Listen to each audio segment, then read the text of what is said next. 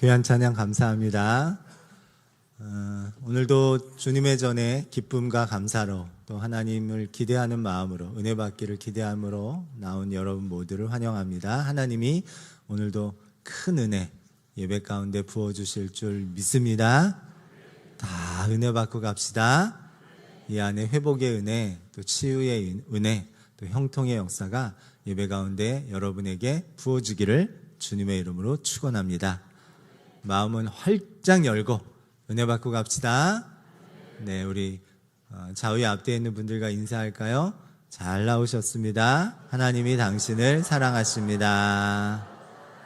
네, 여러분 고기 좋아하세요? 네, 그런 말이 있더라고요. 이유 없이 소고기를 사주는 사람을 조심해야 된다고. 그 사람을 잃지 않도록 조심해야 된다고. 네, 절대 놓치지 않도록 조심해야 된다고. 뭐 이런 얘기가 있던데, 마트에 가면 정육 코너에 포장육들이 쭉 이렇게 진열되어 있는데, 그 포장육에 보면 등급이 나와 있어요. 3등급부터 1등급까지 나와 있고요. 그리고 1등급은 또 1풀, 2풀, 2풀 뭐 이렇게 구분이 돼 있어요. 제일 비싼 건 2플러스가 제일 비싸겠죠.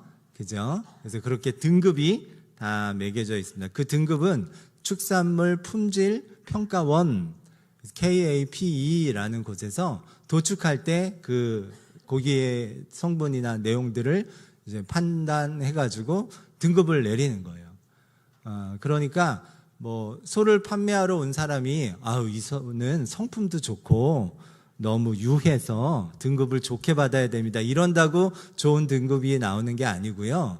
그 KAPE 거기에서 이제 품질 평가를 등급에 맞게 딱 판정을 해버리는 거예요. 근데 그게 여러분이 이제 마트에 가서 있는 그 고기 전체 한 번에 다 통으로 되니까 그 고기의 등급이 되는 거죠.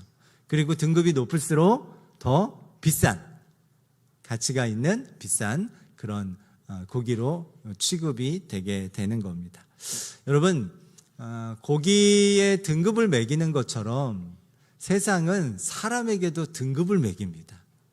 그래서 어떤 사람에게 대해서는 가치가 있다, 가치 있는 사람이다 라고 평가하고, 어떤 사람에 대해서는 가치가 남보다 없다, 무가치하다, 쓸모없다 이렇게 평가를 해요.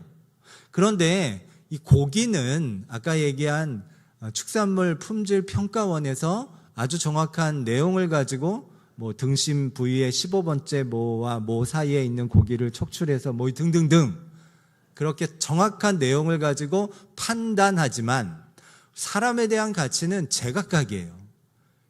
그게 기준이 없어요. 그래서 어떤 때는 다른 사람의 가치를 무가치하게 생각해서 다른 사람을 무시하기도 하고요. 때로는 나에 대해서, 스스로에 대해서 가치를 또 낮춰가지고 자기 스스로를 폄하하기도 합니다. 왜냐하면 이 가치 기준이 없기 때문에 내 마음대로 그냥 이랬다가 저랬다가 그래요. 그래서 그런 것을 위해서 사람들은 이 가치를 높이기 위해서 어떻게 하냐면 뭔가 어떤 소유를 나에게 채워가지고 이 소유를 통해서 내 가치를 높이려고 합니다. 그 광주에서 태어난 이종용 씨가 있어요. 오래된 이야기인데요. IMF 때 사업을 하다가 망했고 빚을 크게 지게 됩니다. 그 빚을 갚기 위해서 아르바이트를 하기 시작하는데 처음에는 1개, 2개 하다가 나중에는 아르바이트를 7개까지 했어요. 그래서 어떻게 하루가 진행이 되냐면 일단 하루가 12시에 그 사우나, 목욕탕 청소에서부터 시작합니다. 2시간 동안 목욕탕 구석구석을 2시간에 걸쳐서 다 청소를 하면 2시에 청소가 끝나고 나서 신문 보급소로 이제 출근을 다시 합니다. 그럼 거기서 이 신문사에 삽 끼는 일을 마치고 신문을 돌려요. 그걸 다 돌리고 나면 뭐 굉장히 익숙해져서 많은 호스를 잘 돌리더라고요. 그리고 나면 그 다음에 오전에는 떡 배달 알바, 차를 가지고 떡을 배달하는 아르바이트를 하고요. 그게 끝나면 이제 아이들 학원 데려다주는, 오후에는 학원 차량 운전을 합니다. 그리고 나서 마지막으로 그 중간중간에는 또 이런저런 폐지도 줍고 등등등등 해가지고 하고요. 저녁 때 마지막으로 떡 배달을 장거리를 가더라고요. 그걸 하고 와서 다시 사우나에 들어가서 보일러실 그 좁은 데서 한두 시간 잠을 자고는 다시 일어나서 12시에 또 청소를 시작하는, 그렇게 하루에 7개의 아르바이트를 하는 알바왕이라고 그렇게 별명이 붙은 이종용 씨가 있었어요. 그리고 10년 동안 이렇게 7개의 아르바이트를 하면서 드디어 그 빚을 다 청산합니다. 그리고는 부푼 꿈을 갖고 이제 월세에서 또 전세로 가보자 이렇게 해서 또 열심히 했다고 끝나지 않고 열심히 일을 하시는 장면이 지금은 없어졌는데 시사 매거진 2580이라는 MBC 프로에서 방영이 됐고, 그 사연이 알려지면서 여러 곳에서 강연 요청도 왔고 또 책도 냈어요. 책도 낸 작가로 활동을 하다가 아무래도 몸을 너무 혹사했는지 식습관이 너무 그랬는지 54세의 젊은 나이에 대장암으로 세상을 떠나게 됩니다. 자, 이분의 인생은 어쩌면 이 빚이라는 것을 가지고, 빚이 있을 때랑 빚을 청산했을 때랑, 그리고 그러니까 소유를 기준으로 소유가 빚으로 마이너스일 때랑, 그리고 이제는 점점 플러스로 되던 때랑 이 기점으로 나눠 볼 수 있어요. 여러분, 어떤 때가 이종용 씨에게 더 가치 있는 인생일까요? 아니요. 소유에 따라 사람의 가치가 정해지지 않습니다. 소유의 많고 적음이 그 사람의 가치를 결정하는 것이 아니에요. 근데 세상은 자꾸 그렇게 얘기해요. 그래서 뭔가 더 가져라, 뭔가 더 따고, 뭔가 자격증을, 학위를 등등등 뭔가를 채워야 나의 가치가 올라간다. 물론 회사에서는 그런 자격증이나 업무 능력이나 그런 역량에 따라서 연봉을 책정해야 되기 때문에 그런 게 필요할 수는 있어요. 그러나 그거는 업무 능력에 따른 연봉 책정에 따른 거지 그 사람의 가치를 판단하는 건 아니에요. 사람의 가치, 나라는 사람의 가치는 소유의 많고 적음에 따라 달라지는 것이 아닙니다. 그렇게 시시각각 변해버리는 게 아니에요. 그러면 우리 사람, 나의 가치는 어디에 정해져 있냐? 나의 가치는 나를 창조하신 창조주 하나님이 설정해 놓으신 그 가치값이 나의 가치예요.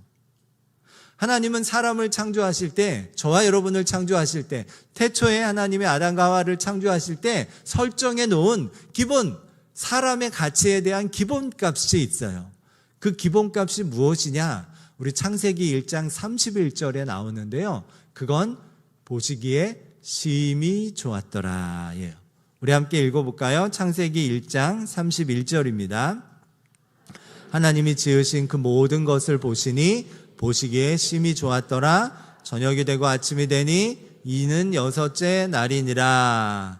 하나님이 6일 동안 세상을 창조하시면서 하루하루 끝날 때마다 좋았더라, 좋았더라. 영어 성경을 보시면 굿 해놨어요. 그러다가 사람을 창조하신 6째 날에는 심히 좋았더라, 몹시 좋았더라. 그래서 very good이라고 나와 있어요. 그러니까 하나님께서 처음에 사람을 창조하시고 저와 여러분에 대해서 설정해 놓은 가치의 설정값이 뭐냐? very good이라는 걸, very good. 옆사람한테 한번 인사해 볼까요? 당신은 이렇게 손 이렇게 하면서 당신은 very good입니다. very good입니다. 예. 여러분, 세상은 그렇게 얘기하지 않죠? 많이 가진 사람이 very good이고 너는 not bad 아니면 bad 이렇게 얘기할지 모르는데 아니에요. 그렇지 않아요. 성경은 우리에 대한 설정, 기본값, 사람의 가치에 대한 기본값을 뭐라고 설정해 놓으셨어요? 창조주 하나님께서 very good으로 설정해 놓으셨어요. 저는, 여러분 모두는 우리의 기본, 태어나면서 우리의 사람이라는 존재 자체가 가지고 있는 심히 좋았더라, very good의 가치로 세상을 살아가야 되는 겁니다. 자, 그런데 이렇게 very good으로 설정해서 사람을 창조하시고는 하나님, 오늘 이야기하고 싶은 거는 에덴 동산 이야기를 할 거거든요. 이 에덴 동산이라는 것을 특별하게 만들어서 거기서 사람이 살도록 하십니다. 왜 그랬을까? 그 이야기를 좀 하려고 해요. 우리 8절 말씀 다 같이 읽어보도록 하겠습니다.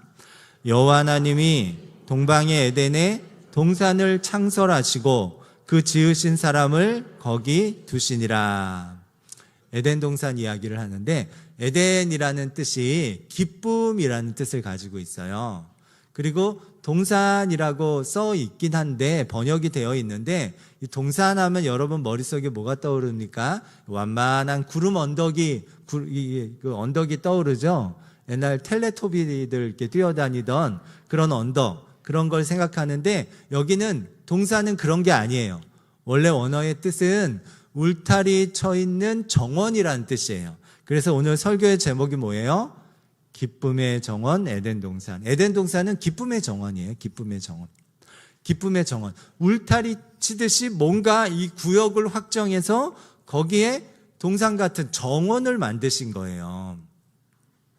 온 세상을 하나님께서 창조하셨습니다. 우리가 오늘 4절부터 읽었는데요. 4절에 이미 하늘 땅을 만드셨어요. 그리고 하늘과 땅, 이 땅을 만드신 다음에 그 중에 동방 쪽, 그러니까 동쪽에 어딘지는 몰라요. 동쪽에 어딘가를 하나님께서 특별히 구별하셔서 울타리 치듯이 구별하셔서 그 땅을 정원으로 만드셨어요. 그게 에덴 동산이라는 거예요. 지금은 어디 있는지 모르겠지만 에덴 동산을 이렇게 만들고 만든 목적은 거기에 사람을 두시려고, 사람을 살게 하시려고 이 에덴 동산을 두신 겁니다. 근데 여기 보면 이 에덴 동산에 대한 우리 8절 말씀을 읽을 때 에덴 동산을 창설하시고 하나님께서 창설하셨다는 거예요.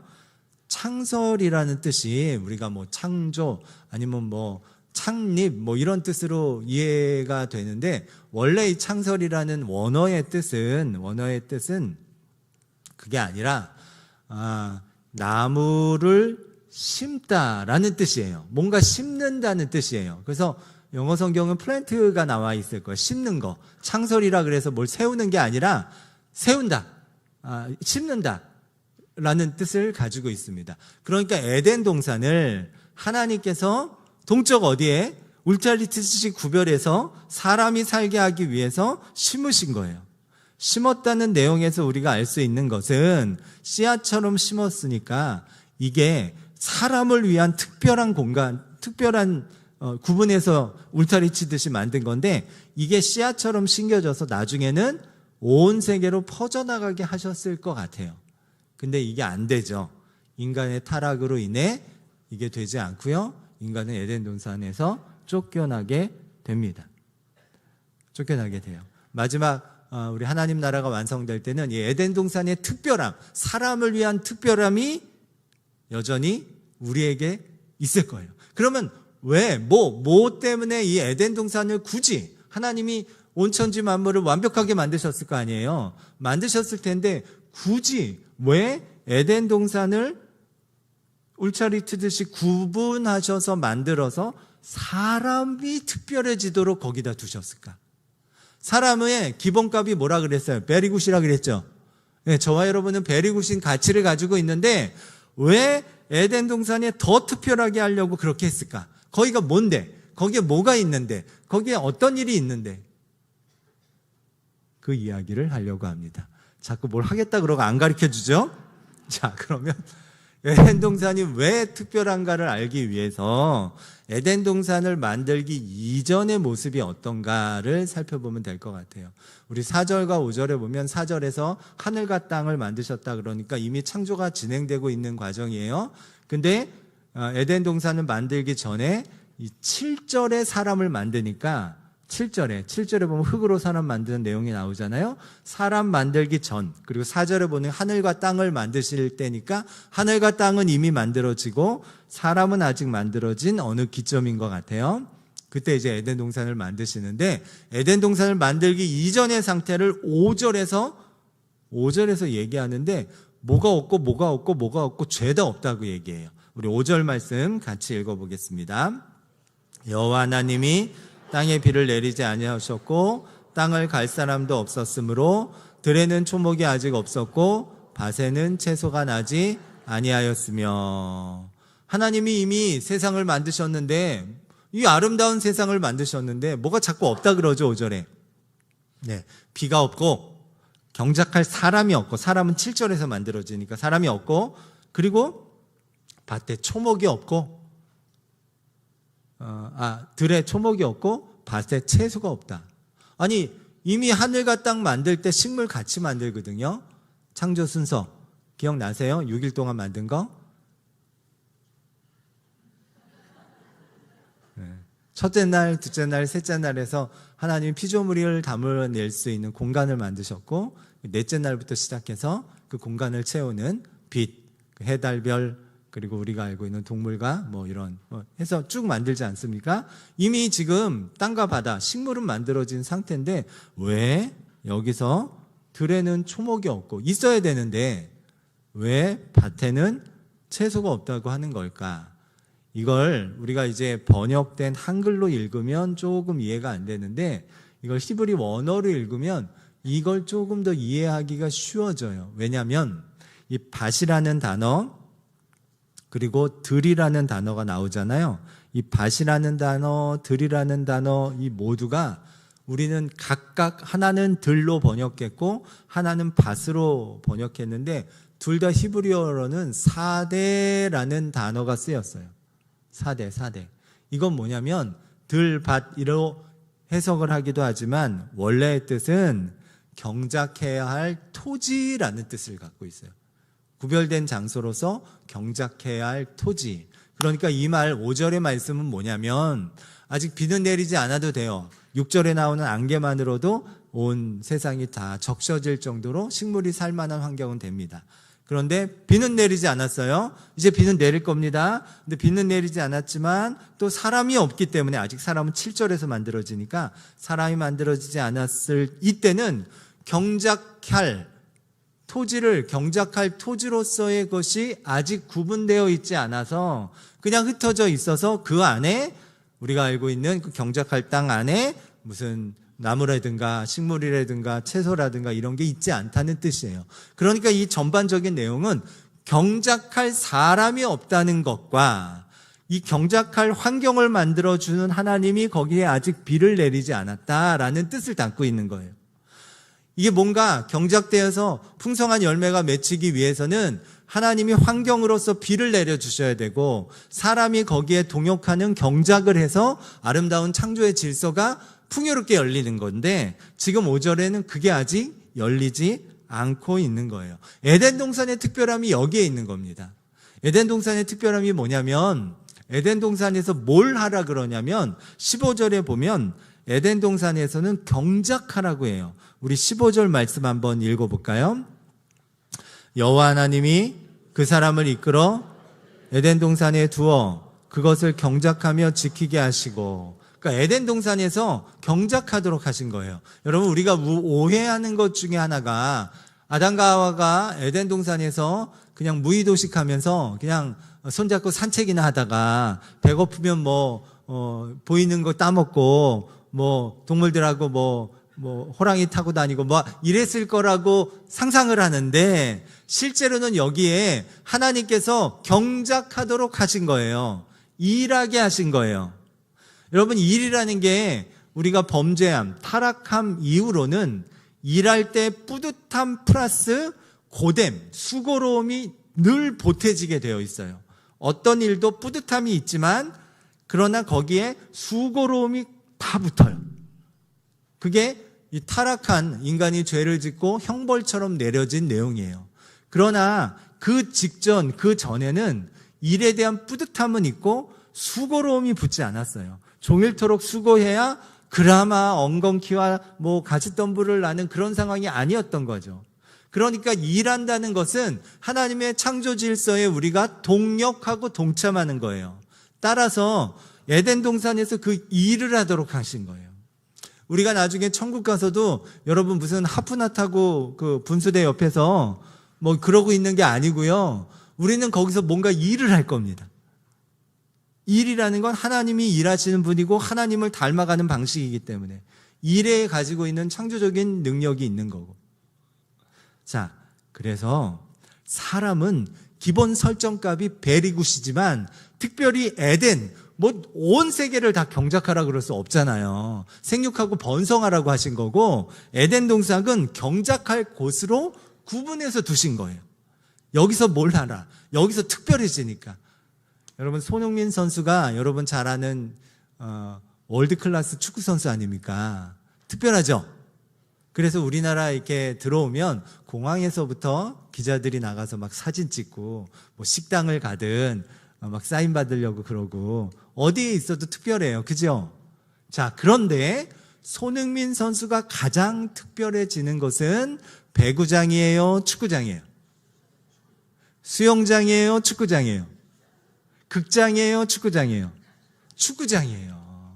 마찬가지로 우리 사람의 가지고 있는 기본 설정값이 베리굿이지만 가장 특별해지는 곳으로 만드신 게 에덴 동산이라는 거예요. 왜? 에덴 동산에서는 뭐가 있으니까 경작함으로써 하나님이 만드신 비를 내리시는 이 환경에 사람의 어떤 무언가의 행동과 액션, 경작함이 함께 조화를 이뤄서 아름다운 창조의 열매가 맺혀지기 때문이에요. 하나님이 가장 우리를 특별하게 하시는 일은 이거예요. 어떤 분들 그런 얘기하죠. 아유, 교회 가야 떡이 나오냐 밥이 나오냐. 아니에요. 우리는 교회에 있을 때 가장 특별해져요. 사람은 그렇게 창조되었어요. 이 안에서 하나님이 하시는 뭔가에 내가 보태게 되어 있거든요. 하나님을 찬양하든 경배하든 기도를 하든 봉사를 하든 아니면 우리 아까 성경恩같이 그런 걸 작정해서 하나님이 하시고자 하는 일에 동력을 하든 뭔가 내가 그것을 함께 경작하듯이 함께함으로써 아름다운 창조의 열매가 맺히는 가장 특별해지는 일이 이 안에서 이루어지는 겁니다. 우리의 기본값은 베리굿이지만 이렇게 하나님의 비내림에 인간의 경작함으로 뭔가 이게 조화로운 창조의 역사가 일어나서 베리굿이 되는 역사가 있게 하시려고 하나님이 에덴 동산을 구별해서 거기에 사람을 두시며 경작하게 하신 겁니다. 그런데 문제가 있죠? 네, 여기서 계속 살았어야 되는데 죄짓고 그곳에서 쫓겨나게 됩니다. 그렇게 처음 씨앗처럼 심겨진 에덴 동산은 더 이상 세상에서 종족을 감추게 됩니다. 온 세상으로 퍼져나가지 못합니다. 사람은 거기서 쫓겨난 것뿐만이 아니라 하나님과 끊어집니다. 사람의 특별함은 하나님과 연결되어 있을 때, 그 안에 진짜 심겨져 있어서 열매를 맺어가기 시작할 때 가장 특별한 존재가 되는데 그게 단절돼 버렸어요. 죄로 인해 끊어져 버렸어요. 이런 우리의 상태를 하나님은 그냥 보시지 않고 회복시키기 위해 당신의 아들 예수 그리스도를 이 땅에 보내신 겁니다.